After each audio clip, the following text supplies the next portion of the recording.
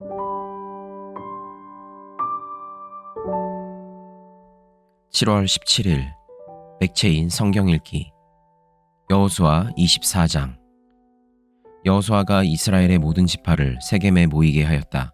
그가 이스라엘의 장로들과 그 우두머리들과 재판관들과 공직자들을 불러내니 그들이 하나님 앞에 나와서 섰다. 그때에 여호수아가 온 백성에게 말하였다. 주 이스라엘의 하나님이 이렇게 말씀하셨습니다. 옛날에 아브라함과 나홀의 아비 데라를 비롯한 너희 조상은 유프라테스 강 건너에 살면서 다른 신들을 섬겼다. 그러나 내가 너희 조상 아브라함을 강 건너에서 이끌어내어 그를 가나안 온 땅에 두루 다니게 하였으며 자손을 많이 보게 하였다. 내가 그에게 이삭을 주었고 이삭에게는 야곱과 에서를 주었다. 그리고 에서에게는 세일산을 주어 차지하게 하였다. 야곱과 그의 아들들이 이집트로 내려갔지만 내가 모세와 아론을 보내서 이집트에 재앙을 내려 그들을 치고 너희를 그곳에서 이끌어내었다. 내가 그들에게 어떻게 하였는지는 너희가 이미 잘 알고 있다. 이집트에서 구출된 너희의 조상이 홍해에 다다랐을 때에 이집트 사람들이 병거와 마병을 거느리고 홍해까지 너희 조상을 추격하였다. 너희의 조상이 살려달라고 나 주에게 부르짖을 때에 내가 너희들과 이집트 사람들 사이에 흑암이 생기게 하고 바닷물을 이끌어와서 그들을 덮었다. 너희는 내가 이집트에서 한 일을 너희 눈으로 직접 보았다. 너희가 광야에서 오랫동안 지낸 뒤에 나는 너희를 요단강 동쪽에 살고 있는 아모리 사람들의 땅으로 들어가게 하였다. 그때에 그들이 너희에게 대항하여 싸웠으나 내가 그들을 너희 손에 넘겨주었으므로 너희가 그 땅을 차지하였다. 나는 그들을 너희가 보는 앞에서 멸망시켰다. 그때에 모압의 십볼의 아들 발락 왕이 일어나서 이스라엘에 대항하여 싸웠다. 발락은 사람을 보내어 브올의 아들 발람을 불러다가 너희를 저주하려 하였다. 그러나 내가 발람의 말을 들어주지 않았으므로 발람이 오히려 너희를 축복하였고 나는 너희를 발락의 손에서 구출해 주었다. 너희가 요단강을 건너서 여리고에 이르렀을 때에 여리고 사람과 아모리 사람과 브리스 사람과 가나안 사람과 헷 사람과 기르가스 사람과 히위 사람과 여부스 사람이 너희를 대항하여 싸웠으므로 내가 그들을 너희 손에 넘겨주었다. 내가 너희보다 앞서 말벌을 보내어 아모리 사람의 두 왕을 너희 앞에서 쫓아냈다. 이 두 왕을 몰아낸 것은 너희의 칼이나 활이 아니다. 너희가 일구지 아니한 땅과 너희가 세우지 아니한 성읍을 내가 너희에게 주어서 너희가 그 안에서 살고 있다. 너희는 너희가 심지도 아니한 포도밭과 올리브 밭에서 열매를 따먹고 있는 것이다. 이렇게 말씀하셨으니 당신들은 이제 주님을 경외하면서 그를 성실하고 진실하게 섬기십시오. 그리고 여러분은 여러분의 조상이 강 저쪽의 메소포타미아와 이집트에서 섬기던 신들을 버리고 오직 주님만 섬기십시오. 주님을 섬기고 싶지 않거든 조상들이 강 저쪽의 메소포타미아에서 섬기던 신들이든지 아니면 당신들이 살고 있는 땅 아모리 사람들의 신들이든지 당신들이 어떤 신들을 섬길 것인지를 오늘 선택하십시오. 나와 나의 집안은 주님을 섬길 것입니다. 백성들이 대답하였다. 주님을 저버리고 다른 신을 섬기는 일은 우리가 절대로 하지 않겠습니다. 주 우리 하나님이 친히 우리와 우리 조상을 이집트 땅 종 되었던 집에서 이끌어내시고 우리가 보는 앞에서 그 큰 기적을 일으키셨습니다. 또 우리가 이리로 오는 동안에 줄곧 우리를 지켜주셨고 우리가 여러 민족들 사이를 뚫고 지나오는 동안에 줄곧 우리를 지켜주셨습니다. 그리고 주님께서는 이 모든 민족을 이 땅에 사는 아모리 사람까지도 우리 앞에서 쫓아내셨습니다. 그러므로 우리는 주님을 섬기겠습니다. 오직 그분만이 우리의 하나님이십니다. 그러나 여호수아는 백성들에게 이렇게 말하였다. 당신들은 주님을 섬기지 못할 것입니다. 그분은 거룩하신 하나님이시며 질투하시는 하나님이시기 때문에 당신들의 허물과 죄를 용서하지 않을 것입니다. 만일 당신들이 주님을 저버리고 이방신들을 섬기면 그는 당신들에게 대항하여 돌아서서 재앙을 내리시고 당신들에게 좋게 대하신 뒤에라도 당신들을 멸망시키시고 말 것입니다.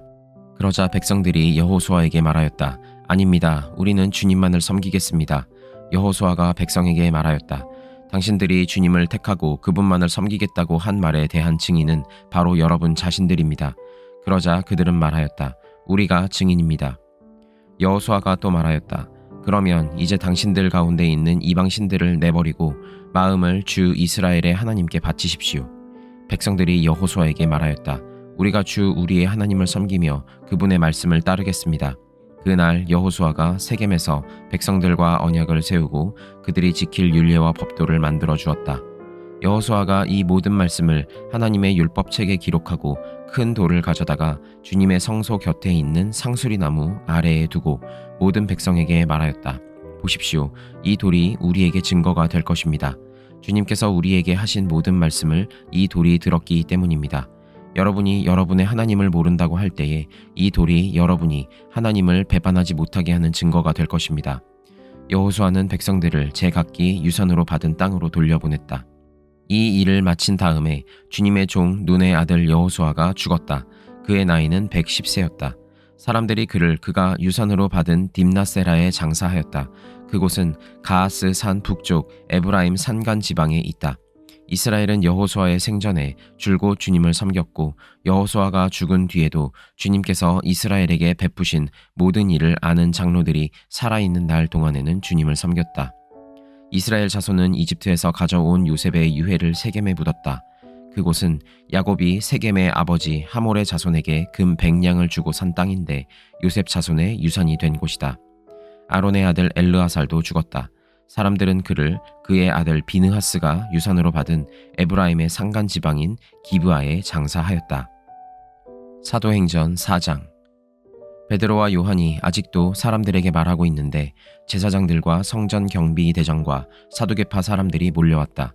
그들은 사도들이 백성을 가르치는 것과 예수의 부활을 내세워서 죽은 사람들의 부활을 선전하고 있는 것에 격분해서 사도들을 붙잡았으나 날이 이미 저물었으므로 다음 날까지 가두어 두었다.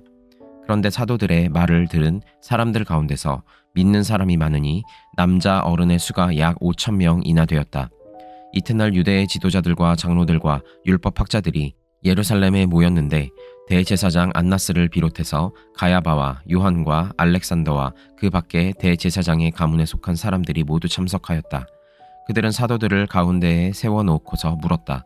그대들은 대체 무슨 권리와 누구의 이름으로 이런 일을 하였소? 그때에 베드로가 성령이 충만하여 그들에게 말하였다. 백성의 지도자들과 장로 여러분, 우리가 오늘 신문을 받은 것이 병자에게 행한 착한 일과 또 그가 누구의 힘으로 낫게 되었느냐 하는 문제 때문이라면 여러분 모두와 모든 이스라엘 백성은 이것을 알아야 합니다. 이 사람이 성한 몸으로 여러분 앞에 서게 된 것은 여러분이 십자가에 못 박아 죽였으나 하나님이 죽은 사람들 가운데서 살리신 나사렛 예수 그리스도의 이름을 힘입어서 된 것입니다. 이 예수는 너희들 집 짓는 사람들에게는 버림받은 돌이지만 집 모퉁이의 머릿돌이 되신 분입니다. 이 예수밖에는 다른 아무에게도 구원은 없습니다. 사람들에게 주신 이름 가운데 우리가 의지하여 구원을 얻어야 할 이름은 하늘 아래에 이 이름밖에 다른 이름이 없습니다. 그들은 베드로와 요한이 본래 배운 것이 없는 보잘것없는 사람인 줄 알았는데 이렇게 담대하게 말하는 것을 보고 놀랐다. 그리고 그들은 그 두 사람이 예수와 함께 다녔다는 사실을 알았지만 병 고침을 받은 사람이 그들 곁에 서 있는 것을 보고는 아무 트집도 잡을 수 없었다. 그래서 그들은 그 두 사람에게 명령하여 의회에서 나가게 한 뒤에 서로 의논하면서 말하였다. 이 사람들을 어떻게 하면 좋겠습니까? 그들로 말미암아 기적이 일어났다는 사실은 예루살렘에 사는 모든 사람이 다 알고 있고 우리도 이것을 부인할 수 없습니다. 다만 이 소문이 사람들에게 더 퍼지지 못하게 앞으로는 이 이름으로 아무에게도 말하지 말라고 그들에게 엄중히 경고합시다. 그런 다음에 그들은 그 두 사람을 불러서 절대로 예수의 이름으로 말하지도 말고 가르치지도 말라고 명령하였다. 그때에 베드로와 요한은 대답하였다. 하나님의 말씀을 듣는 것보다 당신들의 말을 듣는 것이 하나님 보시기에 옳은 일인가를 판단해 보십시오. 우리는 보고 들은 것을 말하지 않을 수 없습니다. 백성이 모두 그 일어난 일로 하나님께 영광을 돌리고 있으므로 그들은 사도들을 처벌할 방도가 없어서 다시 위협만 하고서 놓아보냈다. 이 기적으로 병이 나은 이는 40살이 넘은 사람이다. 베드로와 요한은 풀려나는 길로 동료들에게로 가서 대제사장들과 장로들이 한 말을 낱낱이 일렀다. 동료들은 이 말을 듣고서 다 같이 하나님께 부르짖어 아뢰었다. 하늘과 땅과 바다와 그 안에 있는 모든 것을 지으신 주님, 주님께서는 주님의 종인 우리의 조상 다윗의 입을 빌어서 성령으로 이렇게 말씀하셨습니다. 어찌하여 이방 민족이 날뛰며 뭇 백성이 헛된 일을 꾀하였는가? 세상 임금들이 들고 일어나고 통치자들이 함께 모여서 주님과 그의 메시아에게 대적하였다. 사실 헤롯과 본디오 빌라도가 이방 사람들과 이스라엘 백성과 한패가 되어 이 성에 모여서 주님께서 기름 부으신 거룩한 종 예수를 대적하여 주님의 권능과 뜻으로 미리 정하여 두신 일들을 모두 행하였습니다. 주님, 이제 그들의 위협을 내려다보시고 주님의 종들이 참으로 담대하게 주님의 말씀을 말할 수 있게 해 주십시오. 그리고 주님께서 능력의 손을 뻗치시어 병을 낫게 해주시고 주님의 거룩한 종 예수의 이름으로 표징과 놀라운 일들이 일어나게 해주십시오. 그들이 기도를 마치니 그들이 모여 있는 곳이 흔들리고 그들은 모두 성령으로 충만해서 하나님의 말씀을 담대히 말하게 되었다. 많은 신도가 다 한 마음과 한 뜻이 되어서 아무도 자기 소유를 자기 것이라고 하지 않고 모든 것을 공동으로 사용하였다. 사도들은 큰 능력으로 주 예수의 부활을 증언하였고 사람들은 모두 큰 은혜를 받았다. 그들 가운데는 가난한 사람이 한 사람도 없었다. 땅이나 집을 가진 사람들은 그것을 팔아서 그 판 돈을 가져다가 사도들의 발 앞에 놓았고 사도들은 각 사람에게 필요에 따라 나누어 주었다. 키프로스 태생이요 레위 사람이요 사도들에게서 바나바 곧 위로의 아들이라는 뜻의 별명을 받은 요셉이 자기가 가지고 있는 밭을 팔아서 그 돈을 가져다가 사도들의 발 앞에 놓았다. 예레미야 13장. 주님께서 나에게 이렇게 말씀하셨다. 너는 가서 배로 만든 띠를 사서 너의 허리에 띠고 물에 적시는 일이 없도록 하여라. 그래서 나는 주님의 말씀대로 배에 띠를 사서 허리에 띠었다. 주님께서 다시 나에게 말씀하셨다. 내가 사서 허리에 띈 그 띠를 들고 일어나 유프라테스 강가로 가서 그곳의 바위 틈에 그 띠를 숨겨두어라. 그래서 나는 주님께서 명령하신 대로 가서 유프라테스 강가에 그것을 숨겨두었다. 또 여러 날이 지난 다음에 주님께서 나에게 말씀하셨다. 너는 일어나서 유프라테스 강가로 가서 내가 그곳에 숨겨두라고 너에게 명한 그 띠를 그곳에서 가져오너라. 그래서 내가 유프라테스 강가로 가서 띠를 숨겨둔 곳을 파고 거기에서 그 띠를 꺼내보니 그 띠는 썩어서 전혀 쓸모가 없게 되었다. 그때 주님께서 나에게 말씀하셨다. 나 주가 말한다. 내가 유다의 교만과 예루살렘의 큰 교만을 이렇게 썩게 하겠다. 이 악한 백성은 나의 말 듣는 것을 거부하고 자기들의 마음에서 나오는 고집대로 살아가고 다른 신들을 쫓아가서 그것들을 섬기며 경배함으로 이제 이 백성은 전혀 쓸모가 없는 이 띠와 같이 되고 말 것이다. 띠가 사람의 허리에 동여지듯이 내가 이스라엘의 온 백성과 유다의 온 백성을 나에게 단단히 동여 매어서 그들이 내 백성이 되게 하고 내 이름을 빛내게 하고 나를 찬양하게 하고 나에게 영광을 돌릴 수 있게 하였으나 그들은 듣지 않았다. 나 주의 말이다. 그러므로 너는 그들에게 이 말을 전하여라. 나 주 이스라엘의 하나님이 말한다. 항아리마다 포도주로 가득 찰 것이다 하면 그들이 너에게 묻기를 항아리에 포도주가 담긴다는 것을 우리가 어찌 모르겠느냐 할 것이다. 그러면 너는 그들에게 이렇게 대답하여라. 나 주가 말한다. 내가 이 땅의 모든 주민과 다윗의 왕위에 앉은 왕들과 제사장들과 예언자들과 예루살렘의 모든 주민을 술에 잔뜩 취하게 하여 그들이 서로 부딪혀서 깨지게 하고 아버지와 자녀 사이에도 서로 부딪혀서 깨지게 하겠다. 나는 그들을 불쌍히 여기지도 않으며 동정도 하지 않으며 사정없이 멸망시킬 것이다. 나 주의 말이다. 주님께서 말씀하셨으니 너희는 들어라. 그리고 귀를 기울여라. 교만하지 말아라. 너희는 주님께서 나를 어두워지게 하시기 전에 너희가 어두운 산 속에서 실족하기 전에 주 너희 하나님께 영광을 돌려라. 그때에는 너희가 빛을 고대해도 주님은 빛을 어둠과 흑암으로 바꾸어 놓으실 것이다. 너희가 이 말을 듣지 않으면 너희의 교만 때문에 내 심령은 숨어서 울고 끝없이 눈물을 흘릴 것이다. 주님의 양떼가 포로로 끌려갈 것이므로 내 눈에서 하염없이 눈물이 흐를 것이다. 너는 저 왕과 왕후에게 전하여라. 왕의 자리에서 내려와서 낮은 곳에 앉으라고 하여라. 그들의 영광스러운 면류관이 머리에서 벗겨져 떨어졌기 때문이라고 하여라. 유다의 남쪽 성읍들이 포위되었으나 그 포위망을 뚫어주는 사람이 아무도 없어서 온 유다가 포로로 끌려가되 남김없이 모두 잡혀가고 말았다. 예루살렘아, 눈을 뜨고 북녘에서 오는 적들을 보아라. 내가 돌보던 양떼, 내가 그처럼 자랑하던 내 백성이 지금은 어디에 있느냐? 내가 손수 기른 자들이 너를 공격하고 지배하면 내 심정이 어떠하겠느냐? 너는 해산하는 여인처럼 온갖 진통에 사로잡히지 않겠느냐? 그때에 너는 어찌하여 내가 이런 신세가 되었는가 하고 물을 것이다. 내가 대답하마. 내 치마가 벗겨지고 내 몸이 폭행을 당한 것은 바로 내가 저지른 많은 죄악 때문이다. 에티오피아 사람이 자기의 피부 색깔을 바꿀 수 있느냐? 표범이 자기의 반점들을 다르게 바꿀 수 있느냐? 만약 그렇게 할 수만 있다면 죄악에 익숙해진 너희도 선을 행할 수가 있을 것이다. 그러므로 내가 너희를 사막의 바람에 나부끼는 건불처럼 산산이 흩어놓겠다. 이것은 너희의 몫이며 내가 너에게 정하여 준 배당이다. 나 주의 말이다. 너는 나를 잊어버리고 헛된 것을 믿었다. 그래서 내가 너의 치마를 얼굴까지 들어 올려서 너의 수치가 드러나게 하겠다. 너는 음란하게 소리를 지르며 간음하고 부끄러운 일들을 하였다. 나는 언덕과 들녘에서 내가 저지른 역겨운 일들을 보았다. 부정한 예루살렘아, 너에게 화가 미칠 것이다. 언제까지 내가 이렇게 지내려느냐. 마태복음 27장. 새벽이 되어서 대제사장들과 백성의 장로들이 모두 예수를 죽이기로 결의하였다. 그들은 예수를 결박하여 끌고 가서 총독 빌라도에게 넘겨주었다. 그때 예수를 넘겨준 유다는 그가 유죄 판결을 받으신 것을 보고 뉘우쳐 그 은돈 30잎을 대제사장들과 장로들에게 돌려주고 말하였다. 내가 죄 없는 피를 팔아 넘김으로 죄를 지었소. 그러나 그들은 그것이 우리와 무슨 상관이요 그대의 문제요 하고 말하였다.